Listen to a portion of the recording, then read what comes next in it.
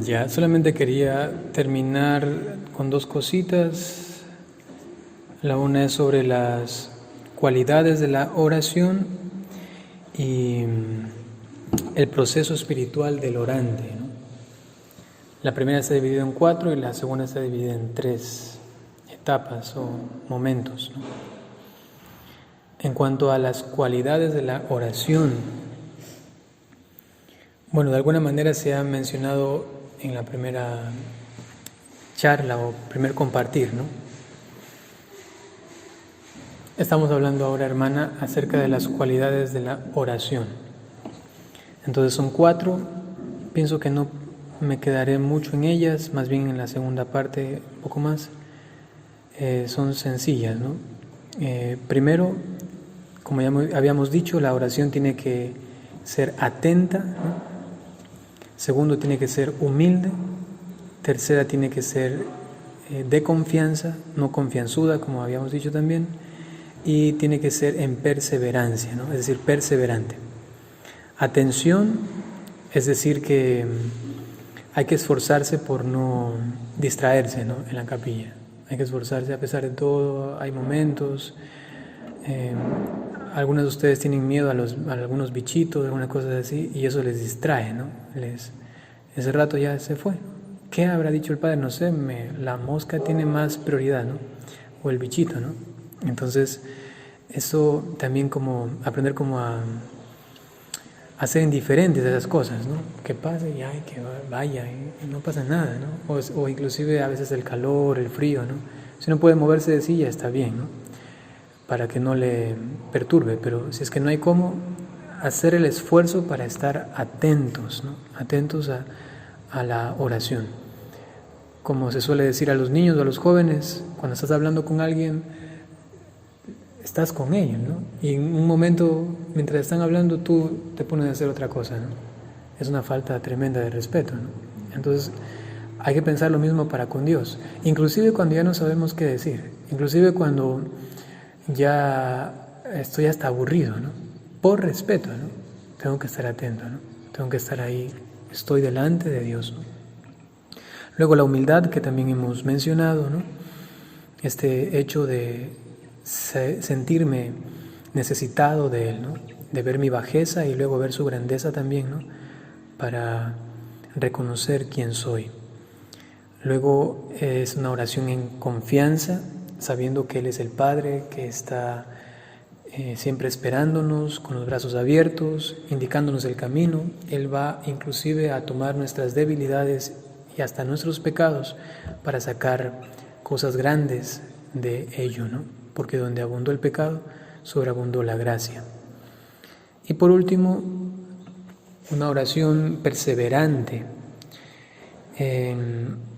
Decía San Juan de la Cruz que justamente cuando la oración es más difícil de hacerla por desiertos, por estados de ánimo, ¿no?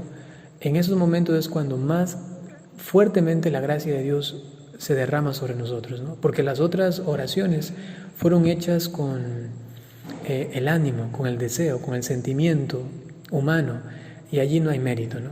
Pero cuando uno está allí delante del Señor, a pesar de que ya su cuerpo mismo ya no quiere, o su misma psicología está un poco ofuscada, y permanece, esas gracias son todavía mucho, mucho más grandes, ¿no?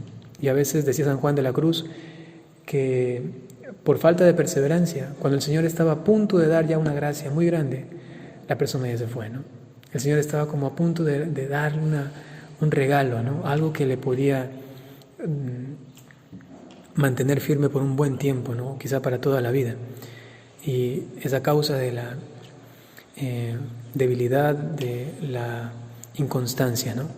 Entonces, cualidades de una oración, digamos así, eficaz, atenta, humilde, confianza, perseverante, ¿no? Obviamente, como hemos dicho antes, es la unión de amor, ¿no? Más que de otra cosa es estar con el amado, ¿no? Eso por un lado. Y por último, es lo que llamaba San Buenaventura el proceso espiritual del orante, ¿no? Que son 3. Se puede decir que son como 3 etapas de la vida de oración, ¿no? Que no significan que primero estoy en una y luego paso a la otra y luego paso a la otra, ¿no? Sino que las 3 pueden estar siempre junto a mí, o una o 2 de ellas. Quizá el que está más adelantadito, la tercera fase o el tercer grado, ¿no? Pero del primero, eso sí, todos, ¿no? En el segundo, algunos. Y el tercero, quizá muy pocos, ¿no? Pero ahí vamos nosotros esforzándonos, ¿no? ¿Cuáles son estas etapas? La primera es la purgativa, la segunda es la iluminativa y la tercera es la unitiva, ¿no?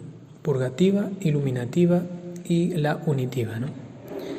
La purgativa, como su nombre lo indica, es un proceso de purificación, es decir, el objeto de la oración tiene como fin la pureza de nuestro corazón, pidiendo al Señor la gracia de que nos libere de nuestras miserias, ¿no? Es eso que quizá algunos de ustedes en algún momento han experimentado. A mí me pasó en el primer retiro que hice de silencio de 40 días hace... eso fue hace unos 11 años quizá. Hice mi primer retiro de 40 días. En ese retiro estaba todo bien, ¿no? Y en un momento sentí una especie de certeza, o entendí más bien, más que sentir, ¿no? Pero también se volvió luego un sentimiento, ¿no? de mi ser pecador, ¿no? Y comencé a llorar. Lloraba, ¿sí? Y sí, yo no lloro para nada, pero para nada. Yo no sé, cuando mis familiares cercanos mueran, yo no creo que no voy a llorar, ¿no? O sea, no tengo esa... Me duele, por supuesto, eso sí, ¿no? Pero no me salen lágrimas, ¿no? Ya lloré todo lo que podía cuando era niño, ¿no?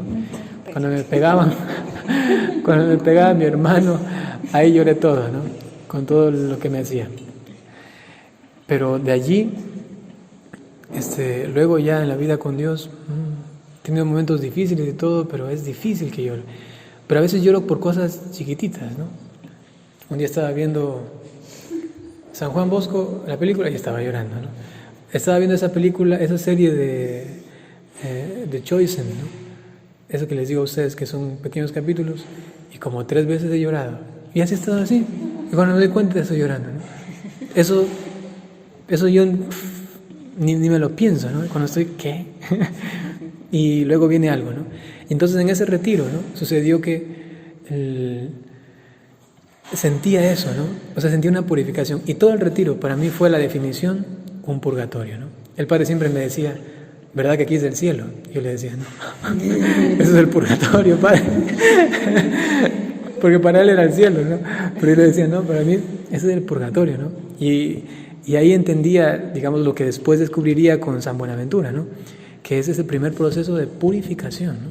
Es el hecho de reconocer quién uno es y dolerse, ¿no? Delante de Dios, ¿no? Y que el Señor vaya entonces purificando las intenciones del corazón, los sentimientos, los pensamientos y todo, ¿no? Es pedir al Señor que nos libre de nuestras miserias, ¿no? Por esta vía tenemos que también pasar definitivamente, ¿no? Luego hay una vía que es la vía iluminativa. Se pide luz y ayuda para penetrar en el misterio de Cristo por medio del estudio de la Sagrada Escritura, decía San Buenaventura, ¿no? También se puede esto extender, no solamente la Sagrada Escritura, sino en general a toda la revelación, porque sabemos que la revelación no es solamente la Biblia, ¿no? Sino que la revelación también es la tradición, ¿no? Es decir, lo que ha sido comunicado a nivel oral, ¿no? Eso lo tenemos en los padres de la Iglesia. Entonces eso también hay que muchas veces meditar, reflexionar, lo que leemos en los oficios de lectura, ¿no? En las mañanas. Entonces, esta etapa o vía iluminativa, ¿no? Nos capacita como para penetrar esos misterios, ¿no? Lo que yo les decía, no sé si en estos días, ayer creo, ayer en la homilía, ¿no? Que les dejaba ahí los textos, ¿no? Para que intenten ustedes, si tienen un tiempito y si tienen el deseo, ¿no? De intentar también reflexionar delante de la palabra, ¿no? Y que el Señor les ilumine para entender. Es lo que le pasaba a Catalina de Siena, ¿no? No siempre Jesús le explicaba los textos, la mayor parte no, ¿no? Pero era ella, ¿no? La que al mirar, profundizar, sin pensarlo le venía una cita bíblica y, eso se relaciona con esto otro, ¿no? Y esto otro. Y ahí se ve algo, ¿no? Hay una enseñanza, hay un mensaje, ¿no?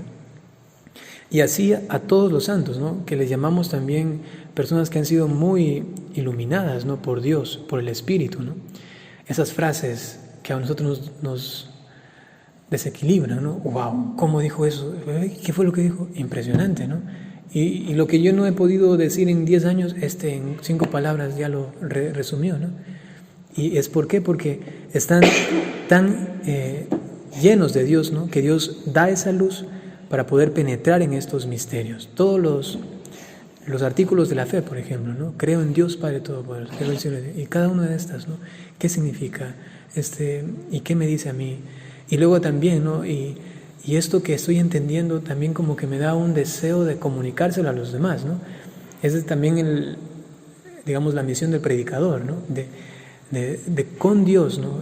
Mirar un mensaje y decir, eso también es para mí, pero luego también quiero como anunciarlo a los demás para que ellos puedan disfrutar también de esta luz, ¿no? Y así también ellos vayan haciendo espacio a esta luz que va dando Dios, ¿no? Entonces es importante que también personalmente nos dejemos iluminar, ¿no? Digamos así. Y no solamente esperemos, ¿no? El Padre Pedro a veces decía a las hermanas en Japón, ¿no? Que no solamente escuchen las reflexiones que yo mando todos los días, ¿no? O sea, que está bien que las escuchen, es una catequesis breve y a veces más amplia, pero normalmente breve, ¿no? Sobre el Evangelio o la primera lectura, pero que antes de escuchar, ¿no? Lo que yo voy a decir, primero ellas mediten, ¿no? Para que no sea solamente un recibir, eso no es iluminación, ¿no? Sino que eso solamente es un saber, ¿no? Es saber algo, ¿no? Es un conocer alguna cosita de alguien que dice, ¿no? Pero eso no viene de adentro, ¿no? No es que esto realmente es de Dios, ¿no? Y saber diferenciar, porque habrán muchos predicadores, ¿no? Yo a veces en retiros escucho a personas que me dicen, hay una interpretación que dice esta persona o acá, ¿no? O recientemente estaba por ahí con alguien y me decía, oye, a ustedes les contaba, ¿no? Que me decía que hay un sacerdote español que predica muy bien, que cual. Y luego me sale con una herejía, ¿no? Y él contentísimo, ¿no? Por lo que había dicho el sacerdote, qué cosa tan bonita, ¿no? Y yo le decía, pero eso es una herejía, ¿no? Eso está mal, ¿no? La persona no es capaz de discernir, ¿no? No es capaz de ver, aun cuando esté disfrazado de bonitas palabras. ¿Y por qué? Porque no hay como esta etapa iluminativa, donde uno adquiere como un olfato, ¿no? Para saber, esto huele bien o esto huele a podredumbre. Esa es la vía iluminativa, ¿no? Que yo quizá insisto bastante, ¿no? Porque a veces se suele considerar de alguna manera en términos de humildad, ¿no? Sí, estoy purgando, estoy siendo purificada por el Señor y bla. Y luego se pasan a la última, ¿no? Que es la vía unitiva. Es el hecho que estoy cada vez más con el Señor, y es mi amado y el esposo de mi alma y todo eso. Pero espero, yo no sé, es difícil, ¿no? Llegar a una penetración tan íntima con alguien, en este caso con Dios, ¿no? Si antes no le conocemos de verdad, ¿no? O sea, ¿cómo me voy a unir a alguien que no le conozco, ¿no? Y le conozco por la vía iluminativa, ¿no? Ahí es cuando yo voy comenzando a asombrarme, ¿no? Y no me estoy refiriendo aquí a que uno comience a hacer tratados filosóficos, teológicos y de ahí de especulación y que bla y tal, nada de eso. Me estoy refiriendo a que quizá uno ni siquiera lo entienda bien, pero está sintiendo una iluminación, ¿no? No sé cómo explicarlo, Padre, pero San José es realmente mi Padre, ¿no? Es por esto, ¿no? Quizá uno lo traduce con ciertas palabras y no puede más, muy bien, pero ya esto es como una iluminación interior, ¿no? No todos tienen la vocación de traducir esto como en una especie de enseñanza sistemática. Me refiero a algo para enseñar a los demás, ¿no? No todos tienen esa vocación, pero todos sí tienen la capacidad, porque tienen un alma creada por Dios, y también el deber, ¿no?, de dejarse iluminar por el Señor al penetrar la Escritura, al penetrar la doctrina, ¿no?, y todo lo que se nos ha dado por Jesucristo, ¿no? Entonces esto capacita bastante para que entonces se dé esta vía de unión, la vía unitiva, ¿no? La oración se convierte en diálogo de amor con la entrega al Señor, tanto tal que puede alcanzar la unión mística con Él, ¿no? La misma Teresa de Ávila, lo he repetido un par de veces, ¿no?, decía primero tener algo, una materia de reflexión, ¿no?, y esto, esa es la parte iluminativa, ¿no?, esto te va a llevar a esta otra, ¿no?, que es la parte unitiva, ¿no? O si no, si queremos enseguida ir allá, o sin tener por lo menos una guía, ¿no?, como por ejemplo de este santo llamado doctor seráfico, San Buenaventura, ¿no?, se nos puede hacer difícil, ¿no?, porque decía Teresa de Ávila, todos quieren llegar a Dios. Eso sí, hay algo en el ser humano, ¿no?, pero no todos tienen el camino para llegar, ¿no? Entonces es importante también como escucharles, ¿no?, a esas personas, la sabiduría de los santos, ¿no?, en este caso aprendiendo un poquito de este San Buenaventura, ¿no? Listo, entonces así quedaría en breves palabras resumido esto de la última charla, ¿no?